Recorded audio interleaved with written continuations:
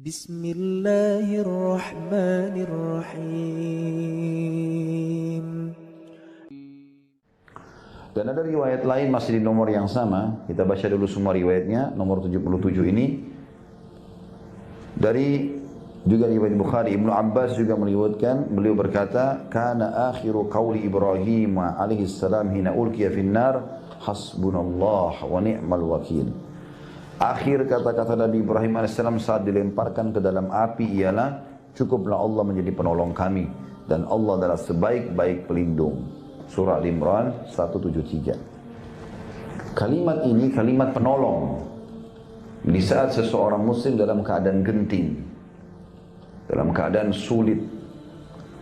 Bahkan seseorang kalau bisa mengamalkan dalam setiap ucapannya ini, baik itu masalah kecil atau masalah besar, dia mengatakan hasbunallah wa ni'mal wakil. Kata para ulama, Allah pasti akan tutupi permasalahannya itu. Dan Ibnu Abbas radhiyallahu anhu menyebutkan di sini tentang masalah Ibrahim alaihissalam mengucapkan pada saat dilempar di api untuk menjelaskan, ketahuilah kalau Ibrahim alaihissalam selamat justru karena kalimat ini. Api berkobar, dilempar ke dalamnya dan selamat justru karena kalimat hasbunallah wa ni'mal wakil. Ada yang fitnah Bapak Ibu sekalian, hasbunallah wa ni'mal wakil. Ada yang ganggu, hasbunallah wa ni'mal wakil. Selalu kita ucapkan, Allah akan jadi pelindung bagi dia, ya. Kita pasti akan ditolong dan kita akan dilindungi. Dan kasus Nabi Muhammad SAW disebutkan dalam hadis ini, dan Nabi Muhammad SAW ucapkan pada saat orang-orang berkata kepada beliau. Jadi ini ahli tafsir mengatakan ini terjadi pada saat kasus Hamrat Asad, peperangan Hamrat Asad. Jadi di perang Uhud Nabi SAW muslimin sempat terkalahkan dan luka-luka semua badannya. Ini pernah saya ceritakan kisahnya. Tidak ada satupun sahabat termasuk Nabi SAW kecuali luka. Dan minimal mereka punya 3 luka di badannya. Sabetan pedang, tombak, luka semuanya. Sampai ada sahabat gak bisa lagi jalan. Tinggal dipikul lalu dimasukkan ke dalam rumahnya. Itu terjadi di tahun 3 Hijriah di hari Sabtu. Pas sudah selesai perang terjadi habis duha. Kemudian selesai peperangan menjelang asar. Sudah sore, orang-orang musyrik sudah pulang. Nabi SAW pulang bersama muslimin. Jenazah-jenazah dikuburin syuhada Uhud, kemudian pulang ke Madinah. Waktu tiba di Madinah, tiba waktu sholat maghrib dan isya, Nabi SAW imami sholat sedikit sekali sahabat yang hadir. Karena mayoritasnya luka di perang. Yang ikut perang kan sekitar 700 orang, ya, bersama Nabi SAW. Maka yang tinggal di masjid orang-orang tua, anak-anak gitu. Ada juga sahabat yang masih merasa kuat hadir bersama Nabi SAW. Rupanya Nabi pada saat itu menerima wahyu. Pas habis sholat subuh, menerima wahyu. Kalau perintah Allah seluruh yang ikut di Uhud kemarin, keluar kejar Quraisy. Dan tidak boleh orang baru, harus mereka saja yang luka-luka itu, gitu kan? Ini luar biasa nih kisahnya, sampai-sampai kita bisa bayangkan kalau kena pisau dapur saja tangan kita, ya, dan berdarah itu sudah sakit luar biasa. Atau mungkin kena apalah ya, kakinya kena paku misalnya. Ini badan mereka minimal diantara mereka itu kena 3 sabetan pedang atau tusukan tombak, luka. Ada yang penuh 70 luka di badannya, gitu kan? Tapi perintah Allah SWT suruh keluar mereka.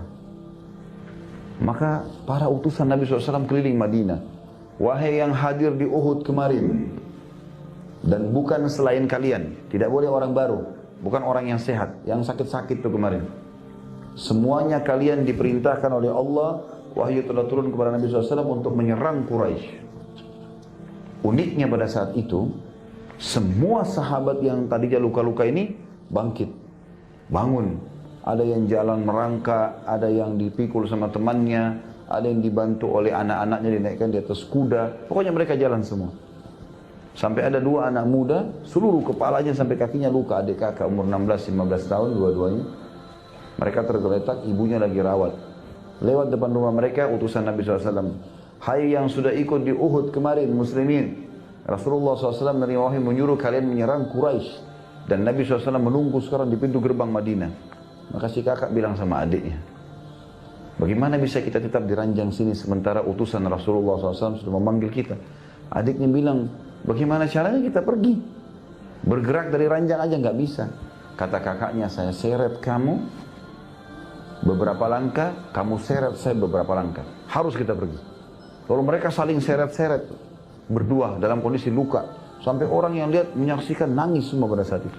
Kejadian luar biasa ini. Pasukan Nabi SAW berkumpul di pintu gerbang Madinah, semuanya luka. Dalam kondisi kesakitan. Ya, mereka masih ada yang ditampal dengan daun-daun badannya. Baru Nabi SAW melihat mereka, lalu mengatakan, bergeraklah. Bergerak, jalan. Bukan pasukan baru ini. Rupanya, orang-orang munafik di Madinah mengirim informasi kepada Quraisy. Quraisy masih istirahat di satu tempat namanya Hamrat Asad. Lokasi. Ya, kalau Hamrat Asad ini terjemahnya sebenarnya singa merah ya. Itu makna, itu nama sebuah gunung di sana. Yang gunung itu kelihatannya bentuknya mirip singa dan warnanya kemerah-merahan. Itu sebagian hadis sejarah mengatakan. Sebagian lagi mengatakan memang di situ diberikan nama saja Hamrat Asad. Ya. Maka orang-orang Quraisy bingung. Mereka lalu bertanya kepada orang-orang munafik yang datang bawa informasi. Yang Muhammad bawa ini, pasukan baru atau pasukan kemarin? Kata mereka yang kemarin, dalam kondisi luka-luka. Gitu. Jadi bukan orang baru untuk berperang. Ternyata itu malah melemahkan Quraisy. Karena mereka mengatakan, bagaimana bisa orang yang luka-luka mau berperang? Berarti mereka betul-betul mau mati. Ini bahaya, bisa dendam. Daripada kita menghadapi mereka, lebih baik kita pulang ke Mekah bawa berita kemenangan.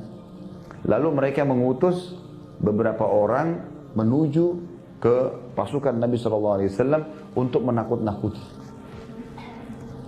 Datanglah beberapa orang ke pasukan Nabi SAW lalu mengatakan, hai Muhammad, dari jauh, hai muslimin, kalian mau melawan lagi? Kemarin kan sudah kalah.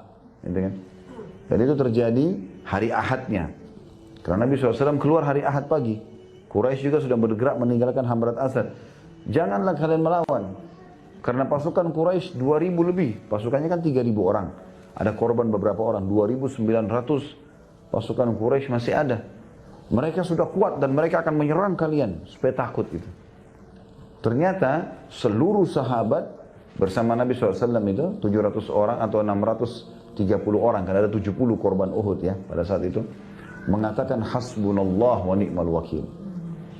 Allah sebaik-baik penolong dan pelindung. Itu makna daripada potongan perkataan Ibnu Abbas radhiyallahu anhu dan Nabi SAW ketika mereka mengatakan kepada Nabi SAW, ya, sesungguhnya orang-orang telah bersatu untuk melawan kalian. Artinya Quraisy akan kembali melawan. Maka takutlah kepada mereka, pulanglah ke Madinah sebelum kalian dibunuh semua.